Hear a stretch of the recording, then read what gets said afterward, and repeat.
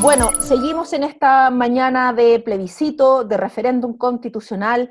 Las mesas ya están abiertas hace algunas horas y la gente ya se está trasladando a votar.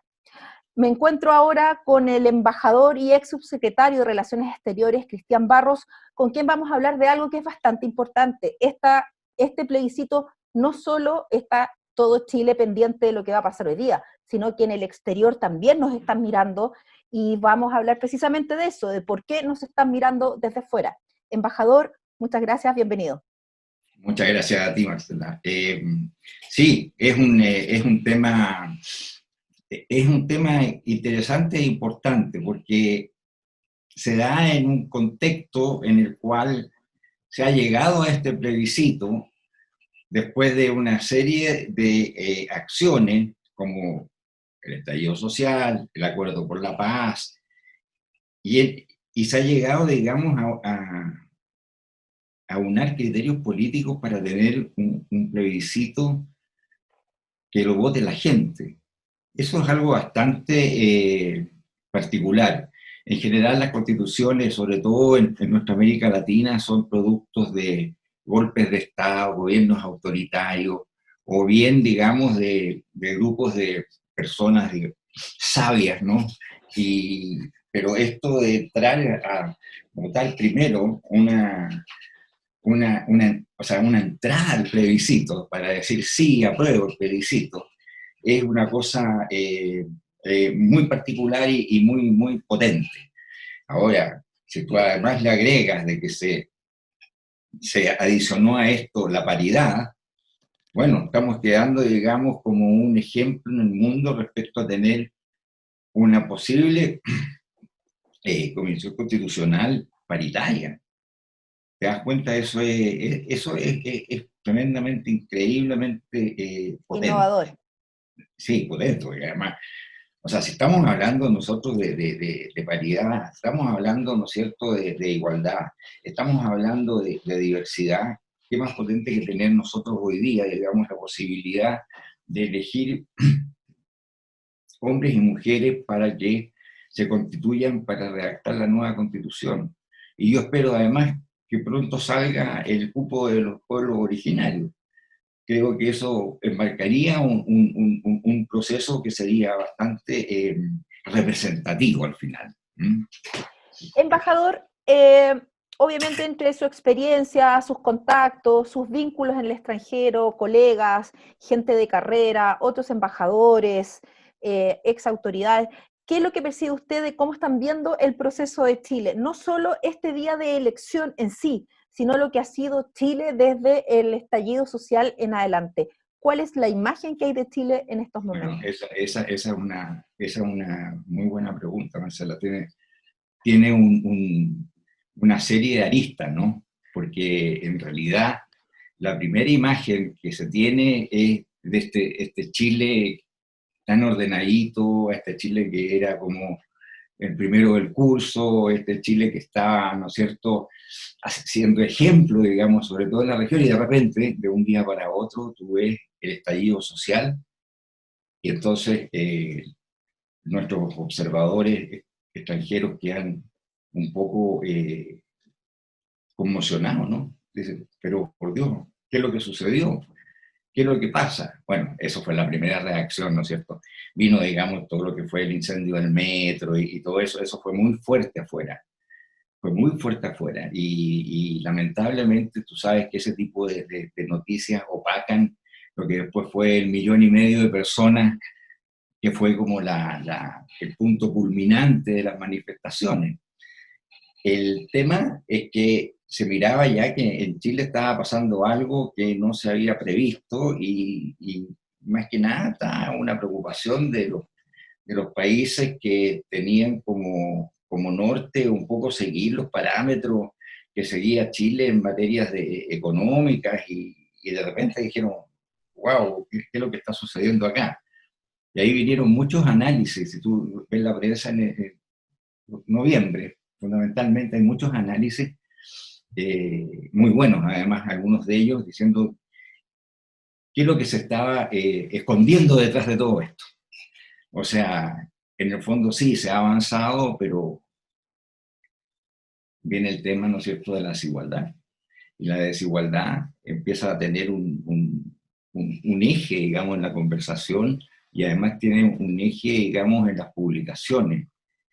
Porque, bueno, se ha hablado mucho, ¿no es cierto? No es lo mismo, digamos, que tú crezcas, el que la pobreza disminuya, a que disminuya la desigualdad. Son dos cosas distintas. Totalmente distinta. Ya un año transcurrido de todo eso, ya estamos ya en el primer paso, que es este plebiscito, que es esta jornada electoral de hoy. Pero A un año, ¿qué ha pero pasado espera, con esa imagen? sí, es que déjame decirte que una de las imágenes que podría decir se reflotó después fue la manifestación del 1,5 millones de personas y la manifestación a lo largo de Chile. Ahí entonces se canalizó el asunto de decir, bueno, aquí hay una demanda seria de los chilenos. Y los chilenos están demandando, ¿qué es lo que están demandando? Entonces empezaron a preguntar, y ahí viene todo hay muy buenas explicaciones de lo que se está demandando. Y además la gente expresaba en forma muy sincera cuáles eran sus demandas. ¿Ah? Oye, esto de que la dignidad se haga costumbre, es un tema que golpea mucho, o sea, si lo miras de afuera. Ahora nosotros tenemos en esto una serie de efectos. Ah, nuestra región y nuestros vecinos obviamente están mirando esto con mucha atención. Están mirando esto con mucha atención, puede ser a veces por razones internas y a veces por mirar qué es lo que se puede hacer. O sea, países de la región también tienen problemas Importante. graves, como Colombia. Bueno, ahora yo creo que con el MAS en el poder, Bolivia se va a normalizar, digamos, pero bueno, este es un camino que ha escogido Chile en el cual nosotros nos deberíamos sentir orgullosos. La gente está diciendo, no te digo gente, pero eso uno lo que lee y lo que conversa, es el cuestionamiento, oye, al presidencialismo eh, exagerado, al ultrapresidencialismo, todo, y aquí sí que tú encajas, digamos, en todo lo que son los gobiernos, repúblicas de Latinoamérica, que más o menos tienen el mismo sistema presidencial fuerte, ¿no? Y congresos más débiles. Y lo que pueda salir de acá puede ser un tremendo aporte.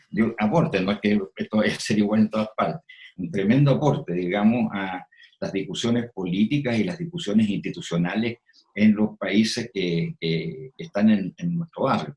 Ahora, mirado desde el punto de vista más lejano, por ejemplo, quienes siempre nos miran son los europeos. O sea, los europeos siempre, además, por un asunto, digamos, cultural, o sea, ellos tienen una afinidad mayor con Latinoamérica, de la que podría tener hasta el propio Estados Unidos, y claro, ellos miran y procesan todo esto, dependiendo, por cierto, de los países y dependiendo de todos los problemas que pueden haber internos, pero estamos hablando de que, no te quepa la menor duda de que una vez que esto empiece, va a haber mucha interacción con los europeos, o sea, en el sentido de ir conversando. Hay cosas que aprender también. Si esto, y yo creo que en eso también hay muchísimo que se puede aportar. O sea, los españoles con el Pacto de Moncloa, por mencionar algunos, o sea, creo que además hay mucho ánimo de ayudar, mucho ánimo de ayudar. Eh, Embajador, ¿cuánto nos ha afectado como imagen país lo que son el tema de las violaciones a los derechos humanos? Porque una cosa es violación a los derechos humanos en dictadura, no se justifican, pero es un contexto donde son más proclives a los informes internacionales de las violaciones a los derechos humanos que se han cometido en Chile, en democracia en el último año, y que eso es, a eso va mi pregunta. ¿Cuánto nos ha dañado, cuánto nos ha afectado, y además el manejo que ha tenido o cómo el gobierno chileno ha enfrentado este tema? Mucho, mucho. Si ahí tú tienes un elemento que ha sido tremendamente perjudicial a la imagen del gobierno, ¿eh? O sea, es el tema de los derechos humanos. O sea, el que 5 organizaciones de Naciones Unidas, ONG, hayan sacado estos informes, que países, por ejemplo, una cosa bastante inédita, o sea, países como Alemania, se dirigieron a Chile para preguntarle, o sea, bilateralmente. O sea, es una cosa que le llama mucho la atención, porque generalmente los países no se meten en esta bilateralidad, digamos, y esperan que los organismos internacionales puedan actuar.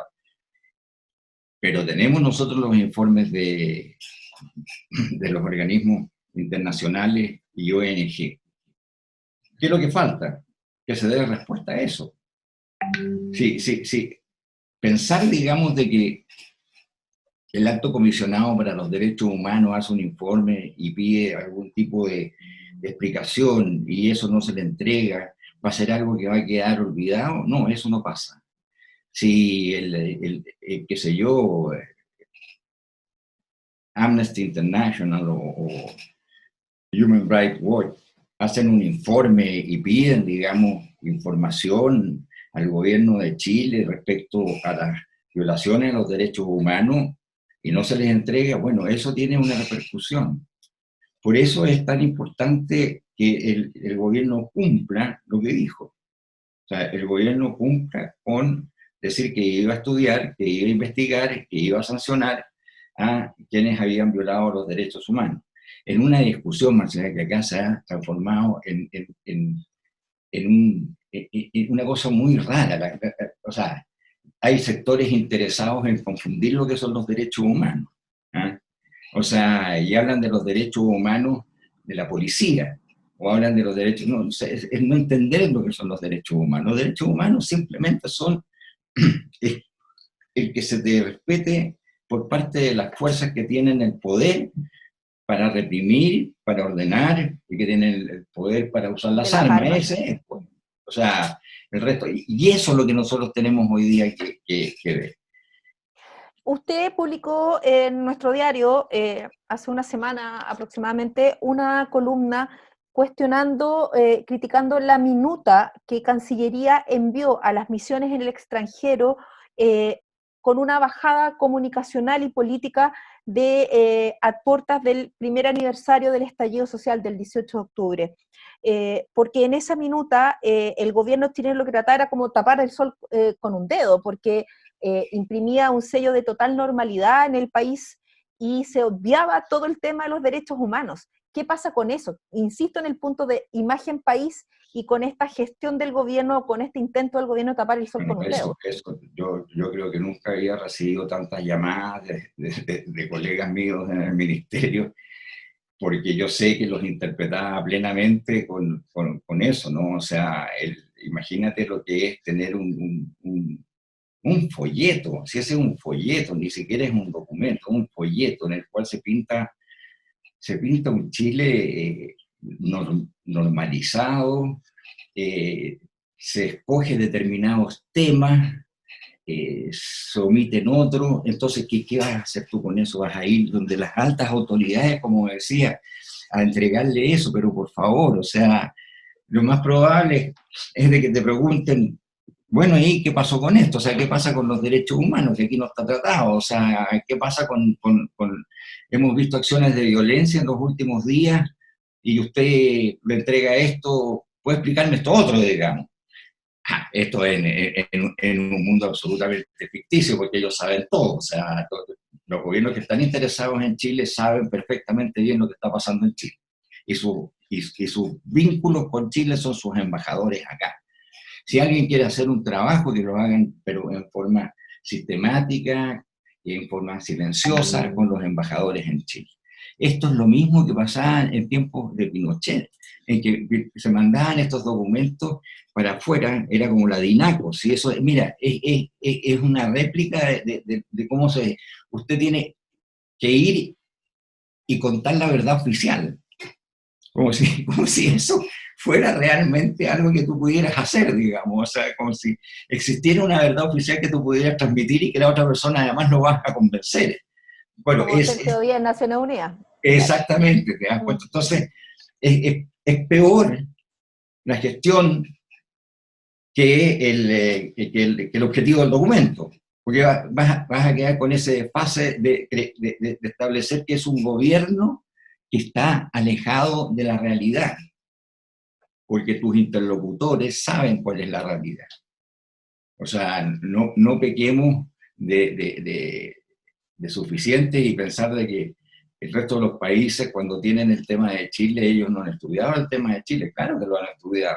Y cuando se estudian los temas bilaterales o en los organismos internacionales, tú lo estudias en toda su amplitud. O sea, no solamente lo que te está diciendo el gobierno, sino también lo que te está diciendo la oposición, lo que te está diciendo los organismos no gubernamentales. El hecho, digamos, de una represión que tuvo tantos mutilados, es una cuestión que llama mucho la atención, sobre todo en Europa, ¿ah?